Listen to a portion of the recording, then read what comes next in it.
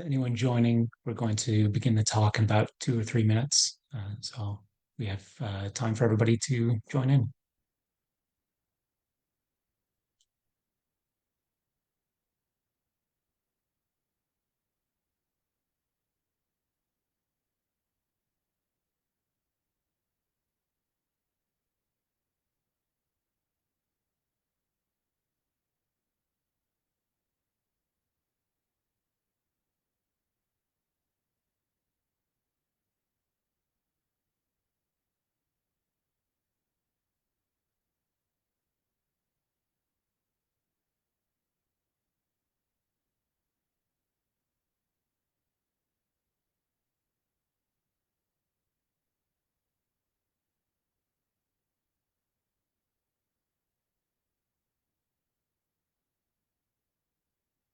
If you're just joining us, we're going to give another minute or so for a few more people to join, and then we'll begin the talk.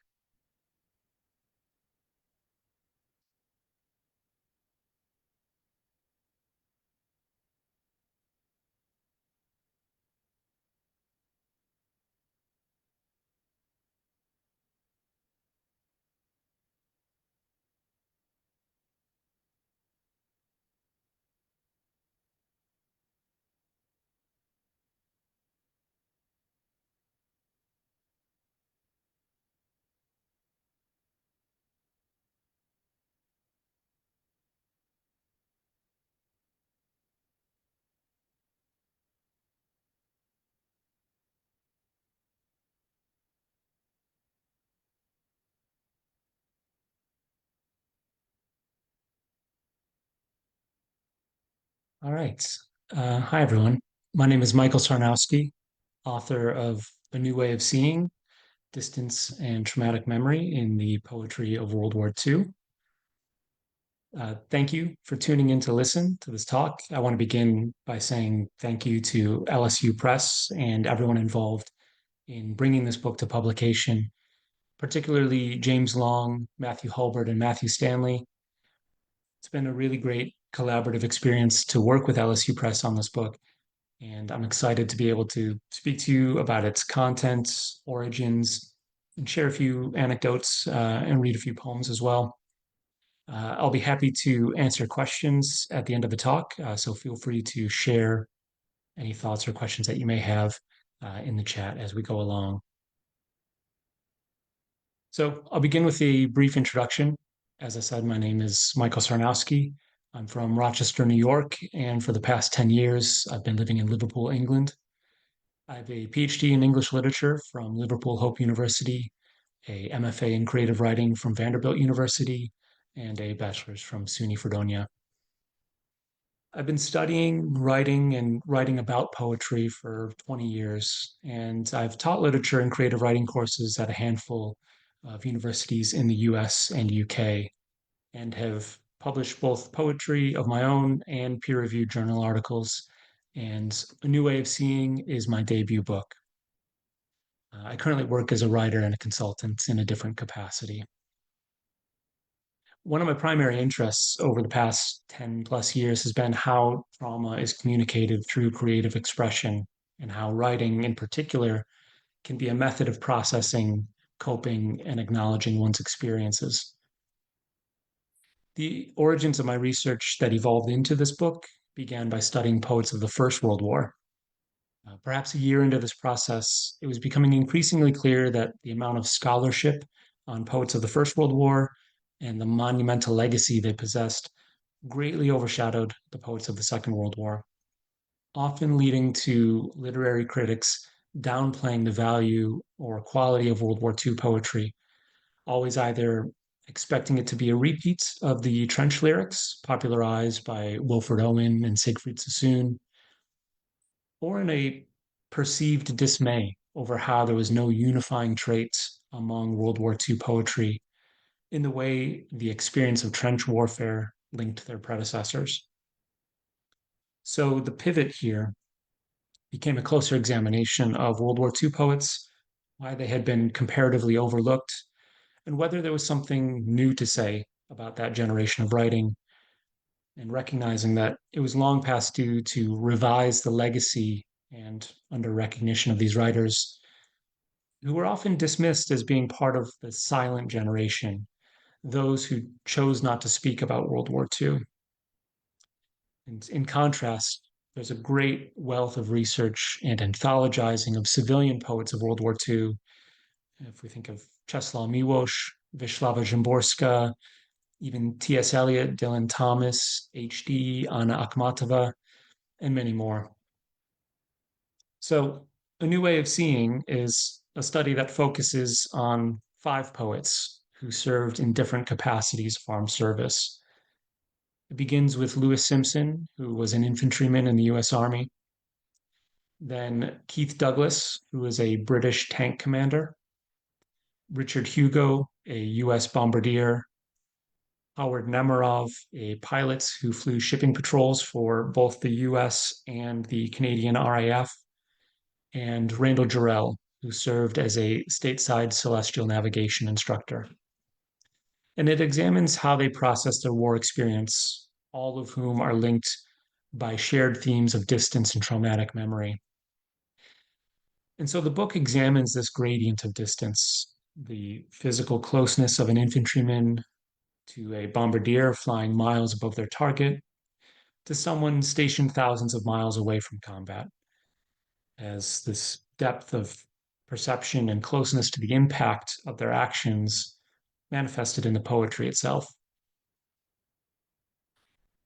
As a way of framing these themes of distance and traumatic memory, this book brings into conversation theorists from both fields.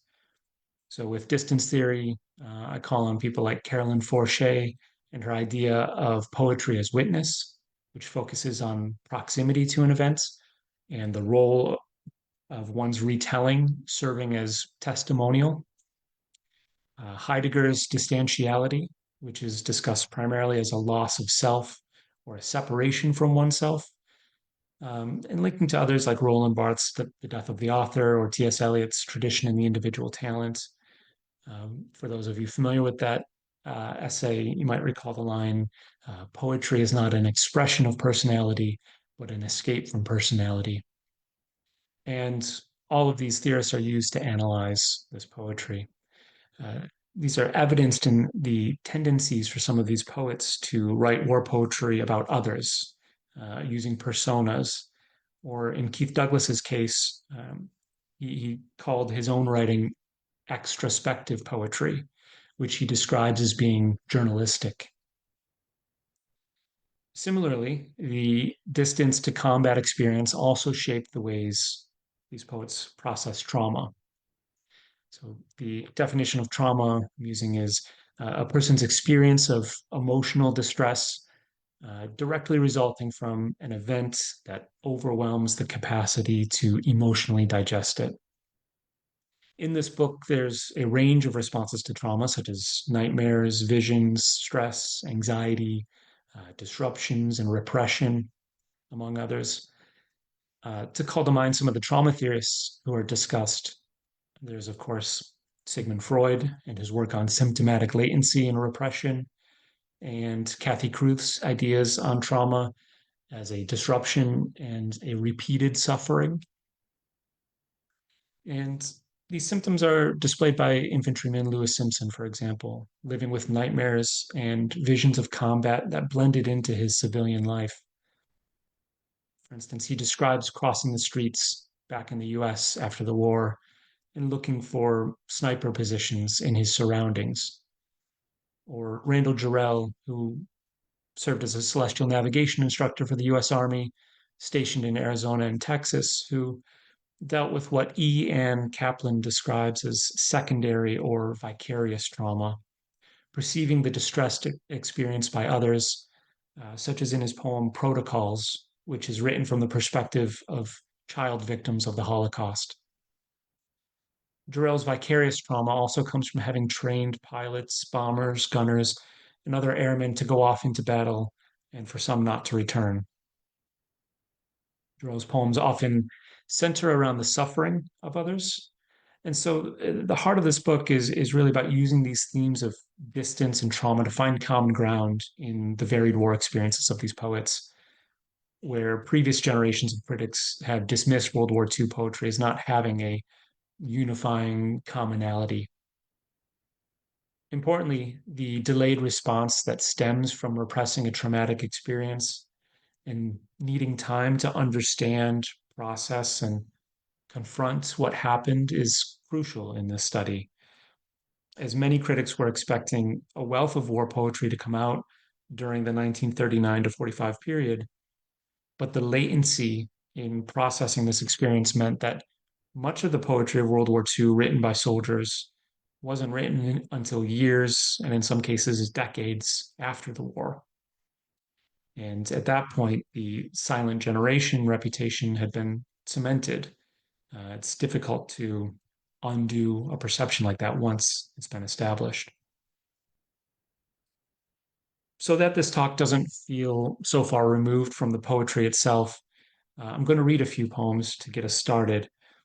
The first is likely the most anthologized poem of World War II by a soldier. So if you've read any work from this generation before on the war, chances are you've encountered this poem. It's a 5-line poem titled The Death of the Ball Turret Gunner by Randall Jarrell. From my mother's sleep, I fell into the state, and I hunched in its belly till my wet fur froze.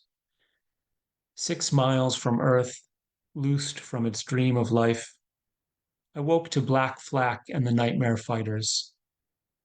When I died, they washed me out of the turret with a hose. And the second poem is by a soldier poet who is rarely identified as such, Richard Hugo. Hugo is from Seattle, Washington, and he spent much of his life in Washington and Montana, and is largely known as a regionalist poet whose muse was the surroundings of oftentimes remote areas, expansive landscapes, mill towns, rivers, dive bars. In World War II, Hugo served as a bombardier, and that elevated perspective of seeing the shifting landscape below when the bomb bay doors would open made a remarkable impact on him. And imagine this, in the 1970s, over 25 years after the war's end, Hugo was at a literary gathering in San Francisco, and there he meets the poet Charles Simic, who had emigrated to the US from Belgrade, Serbia. As they talk, Simic shares having survived bombing raids as a child in Belgrade, including an unexploded bomb that had landed outside of his house. And Hugo remembers that he had flown bombing raids where Belgrade was the target in an attempt to destroy bridges to cut off Nazi movement. And so Hugo has a moment in which he's come face to face with someone who narrowly escaped bombs that there's a slight chance he may have dropped. And this forces him to reflect on this encounter and his role in the war. So this poem is called Letter to Simic from Boulder by Richard Hugo. Dear Charles, and so we meet once in San Francisco, and I learn I bombed you long ago in Belgrade when you were 5. I remember. We were after a bridge on the Danube, hoping to cut the German armies off as they fled north from Greece. We missed. Not unusual, considering I was one of the bombardiers. I couldn't hit my ass if I sat on the Norden or rode a bomb down singing the Star-Spangled Banner. I remember Belgrade opened up like a rose when we came in. Not much flak. I didn't know about the daily hangings, the 80,000 Slavs who dangled from German ropes in the city, lessons to the rest. I was interested mainly in staying alive. That moment the plane jumped free from the weight of bombs and we went home. What did you speak then? Serb, I suppose? And what did your mind do with the terrible howl of bombs? What is Serb for fear? It must be the same as in English, one long primitive wail of dying children, one child fixed forever in dead stare. I don't apologize for the war or what I was. I was willingly confused by the times. I think I even believed in heroics for others, not for me. I believed the necessity of that suffering world, hoping it would learn not to do it again. But I was young. The world never learns. History has a way of making the past palatable, the dead a dream. Dear Charles, I'm glad you avoided the bombs, that you live with us now and write poems. I must tell you, though, I felt funny that day in San Francisco. I kept saying to myself, he was on the ground that day. The sky, eerie mustard, and our engines roaring everything out of the way. And the world comes clean in moments like that for survivors. The world comes clean as clouds in summer, the pure puffed white, soft birds careening in and out, our lives with a chance to drift on slow over the world, our bomb bays empty, the target forgotten, the enemy ignored. Nice to meet you finally, after all the mindless hate. Next time, if you want to be sure you survive, sit on the bridge I'm trying to hit and wave. I'm coming in on course, but nervous and my crosshairs flutter. Wherever you are on Earth, you are safe. I'm aiming, but my bombs are candy, and I've lost the lead plane. Your friend, Dick. Now, despite the self effacing humor of Hugo critiquing his own abilities as a bombardier, his reflection on this moment acknowledges the innocent civilians caught in the war and the all too familiar circumstance of many World War II locales, which were targeted by both the Allied and Axis powers. And lines that have stuck with me for years now, like, the world never learns. History has a way of making the past palatable, the dead a dream. Speak to that retrospective myth making that happens once an event has passed, how one processes it in the moment versus what it means after time has elapsed. Hugo was a poet who returned to the locations of his war experience decades afterwards, including Italy and the Baltics. And this act of revisiting the sites of trauma is a section of this book that I found particularly fascinating to explore, and how this could be tied to trauma theory and studies such as the Ehlers and Clark cognitive theory.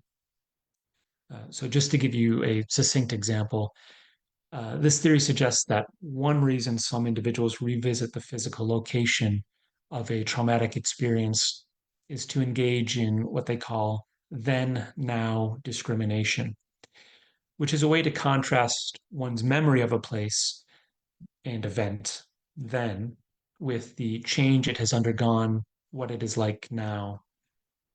This in turn helps to concretize the fact that it is no longer a place of danger or that the endured threat is no longer present, a way of trying to convince oneself you're safe now.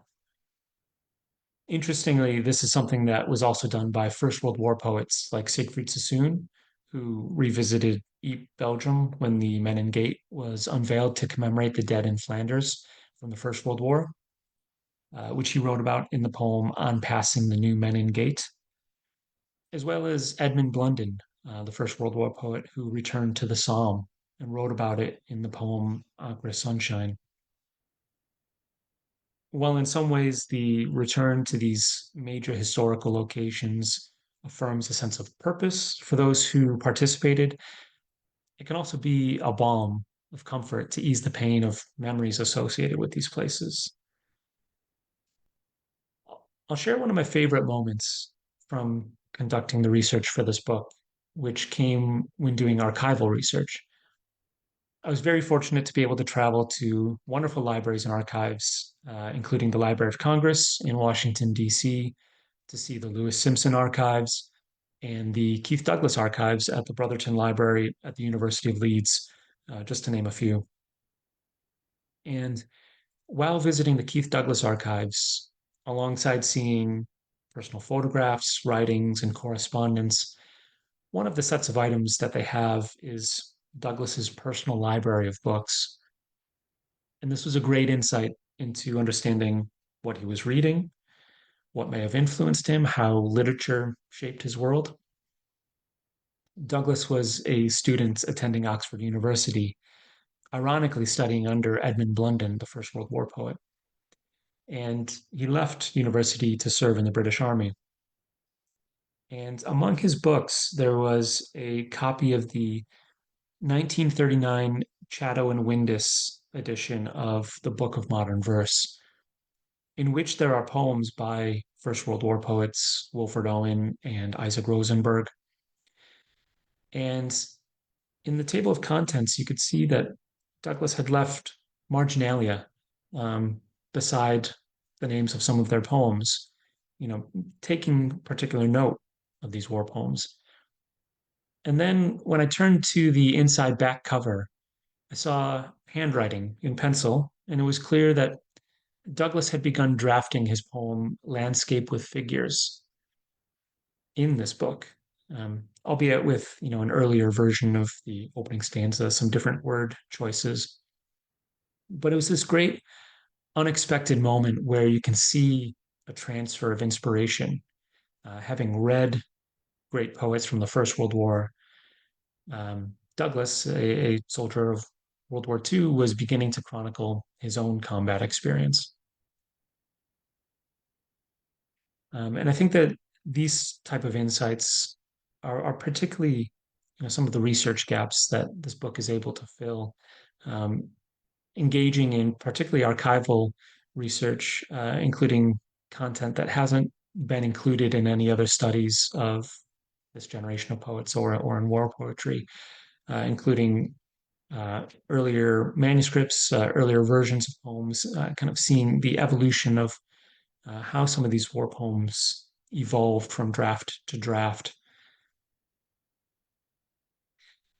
Why I think this is an important topic to discuss and to study is because there is a global cultural consequence to war and repeatedly sending generations of people into combat and subjecting civilians to state sanctioned violence, particularly in the wake of World War II and the immense loss that took place, estimates of 50 to 75 million people killed.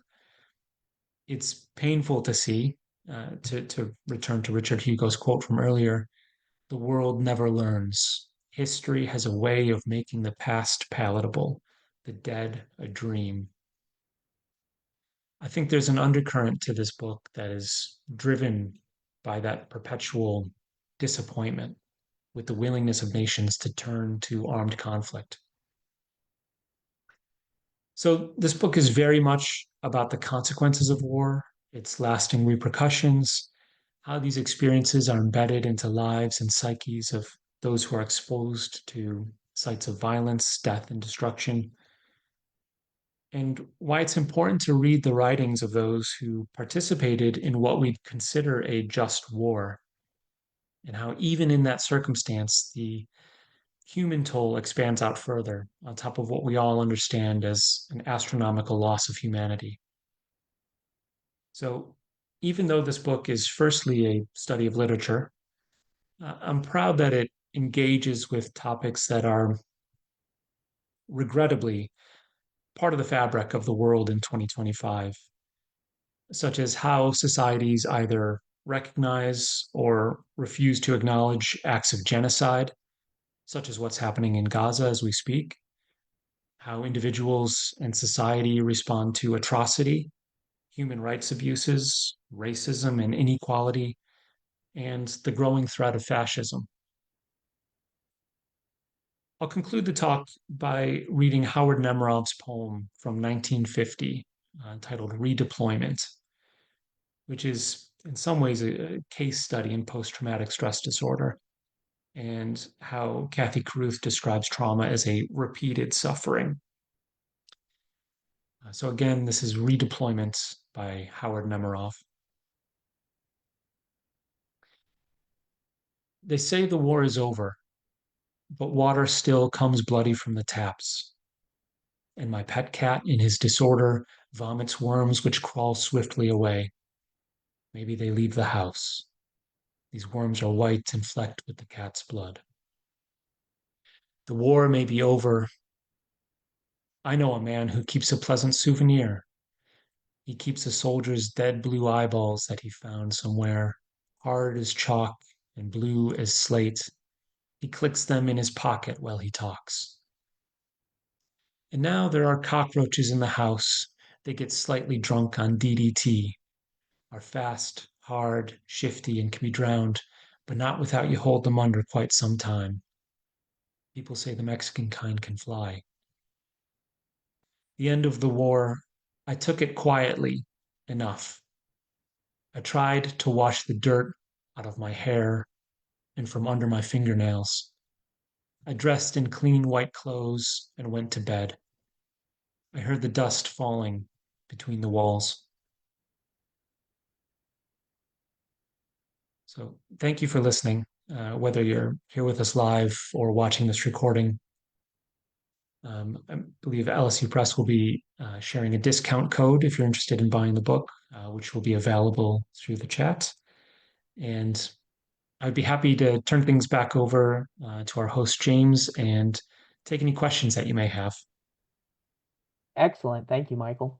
Our first question, in addition to a PhD in English, you also have a MFA in poetry. To what extent did your background as a poet influence your interest in these authors and your approach to their works?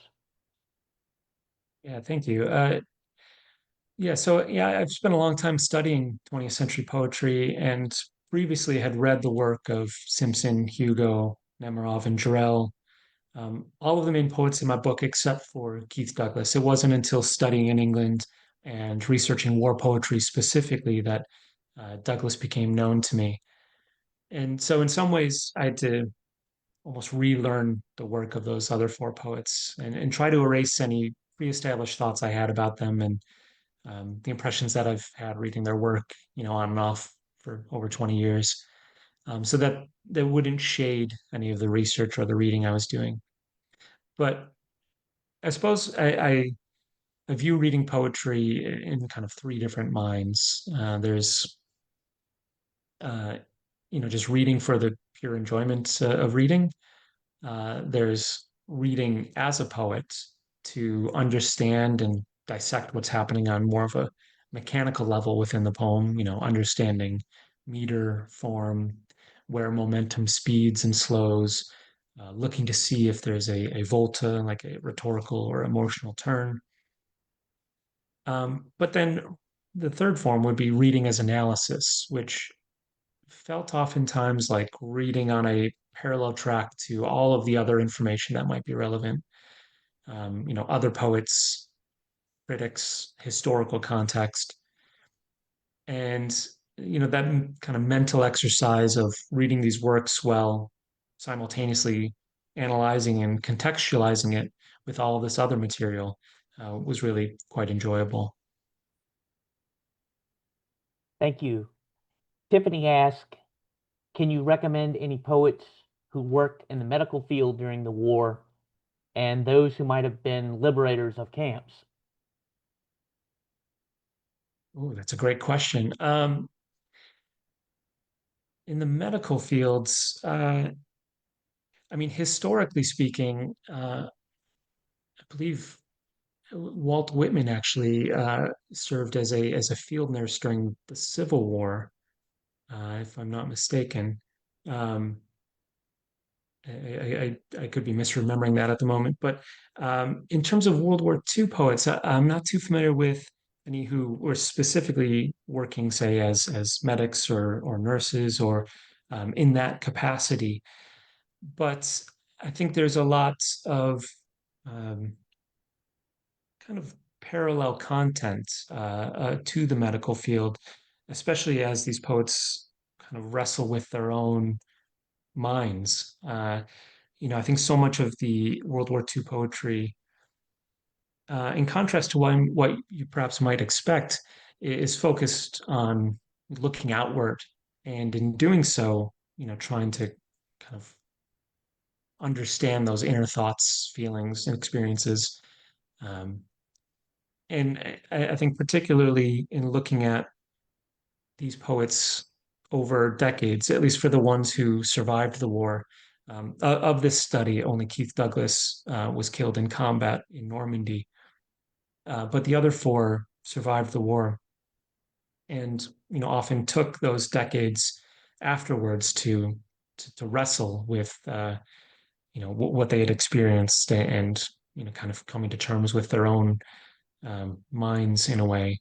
For instance, Lewis Simpson, one of the main poets that I discuss in the book, he wanted to write fiction, but he after the war he couldn't focus for long enough periods to write in that form, and that's why he started turning to poetry, much shorter form, um,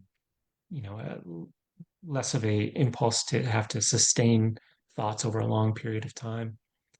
So yeah, my apologies for not knowing of any medical field specific poets of World War II, but um, in some ways there's a lot of psychological analysis to be gleaned from the five poets in this book. Thank you for your question, though.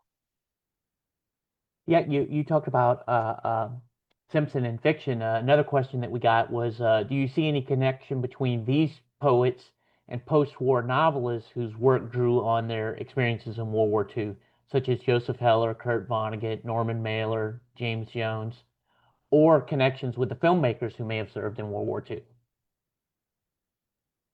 Yeah, I think with both World War II poetry and fiction, there's tendencies in both to remove the veneer that glosses over brutality and the horrors of war. Um, Oftentimes the poetry and fiction, exposes the worst of war. Uh, and I think, perhaps they differ, fiction in a way, at least the examples that I'm familiar with. World War II fiction seems to have a bit more of a willingness to engage in absurdism at times, finding humor in despair or frustration.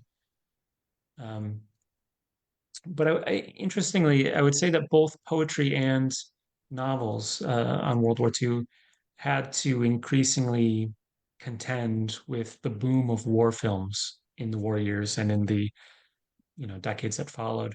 And something that I discuss in the book is the massive growth in popularity of film is another reason why these poets have been historically under-recognized. And I think this stems from how newsreels during World War II were played in theaters to keep large masses of people updated with what was happening.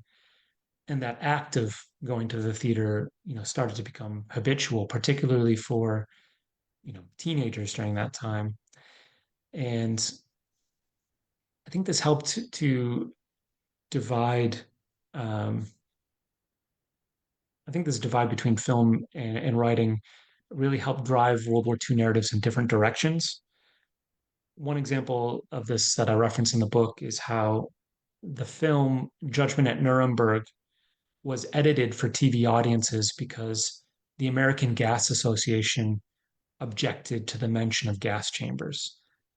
And this, is such a cynical, absurd, and disrespectful intervention trying to police how we understand history because, an organization doesn't want to, risk their bottom line. And so I think, earlier World War II film often centered on heroism. And well, I think this still remains for later films about World War II, especially lesser known stories. Even if you've perused Netflix in the past 5 years, there's a wealth of films of lesser known aspects of World War II and individual acts of self-sacrifice.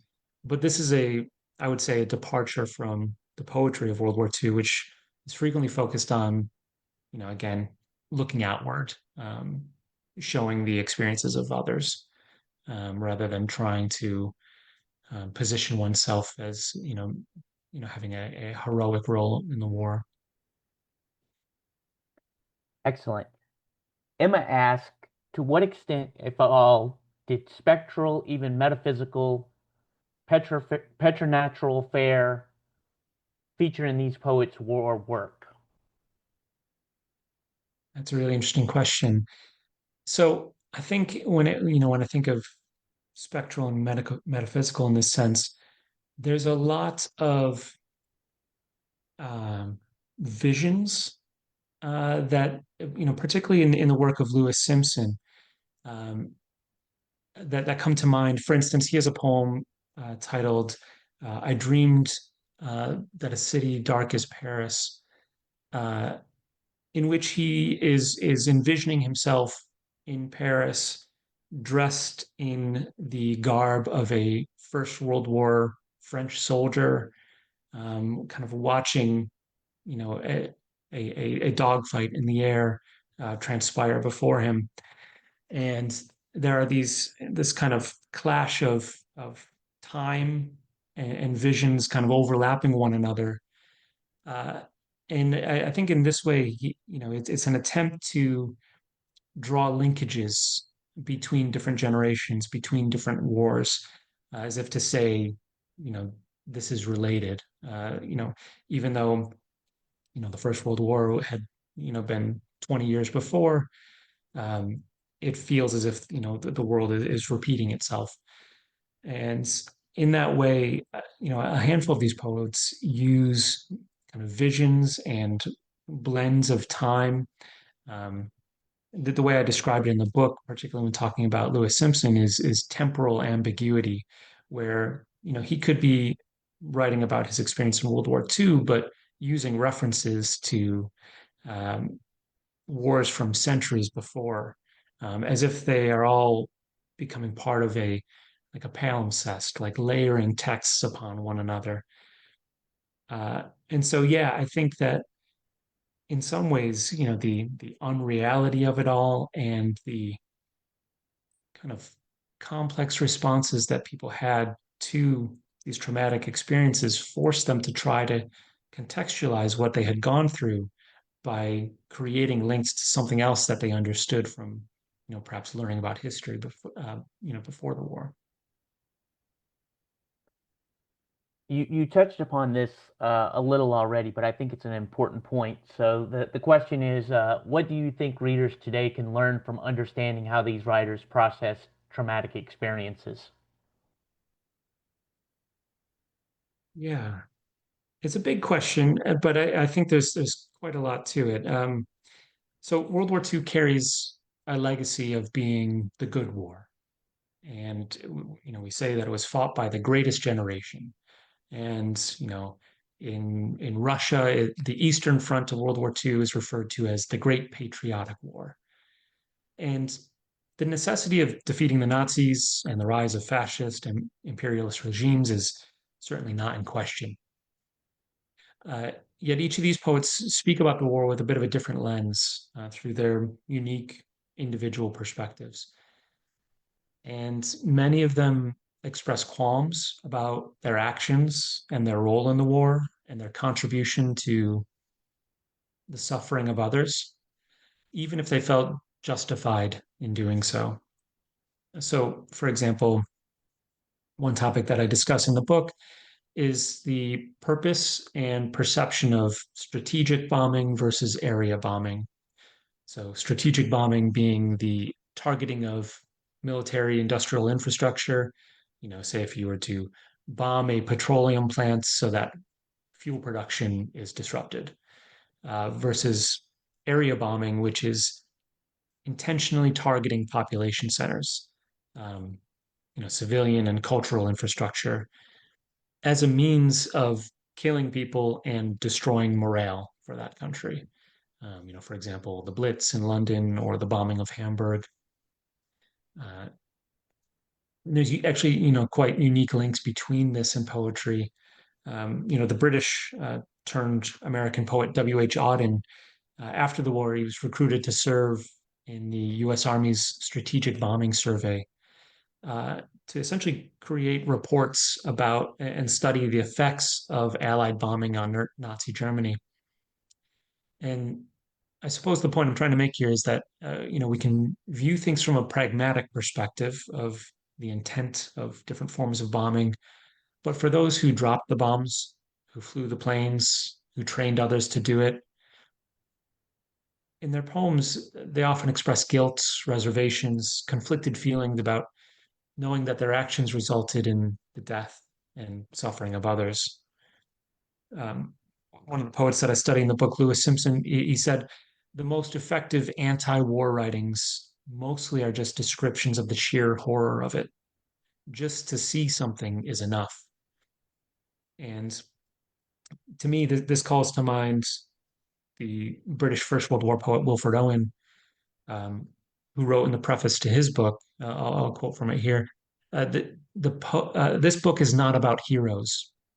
English poetry is not yet fit to speak of them, nor is it about deeds or lands, nor anything about glory, honor, dominion, or power, except war. Above all, this book is not concerned with poetry. The subject of it is war and the pity of war. The poetry is in the pity. Yet these elegies are not to this generation. This is in no sense consolatory. They may be to the next. All the poet can do today is to warn. And with these thoughts in mind, I think this war poetry is its own warning, and how powerful that warning is, even when participating in a just war to defeat the Nazis and fascists and to end the Holocaust.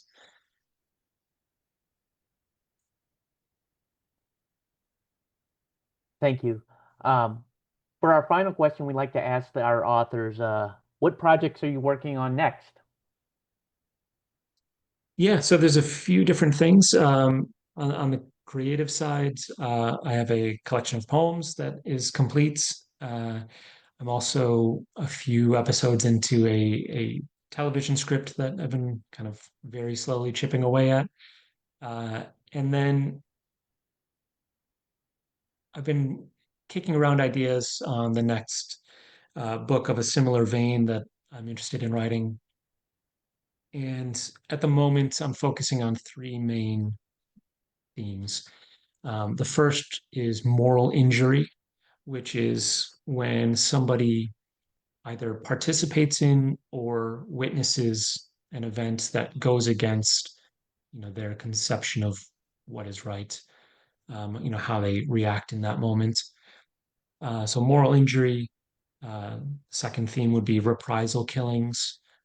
When people rise up, I guess in the context of World War II, it could be an example like um, concentration camp survivors rising up against the guards of those camps.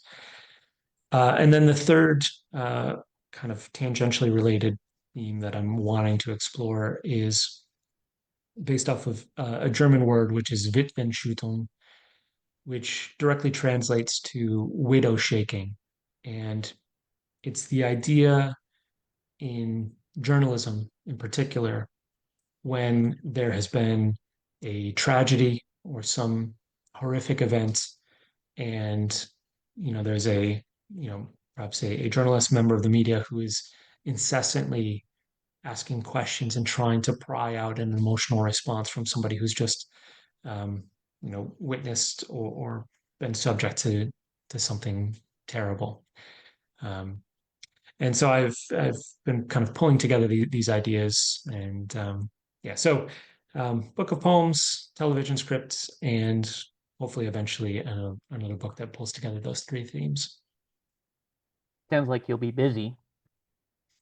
Well, Yeah, that was our yeah, final question. If you want to go ahead and tell everyone goodbye and wrap things up.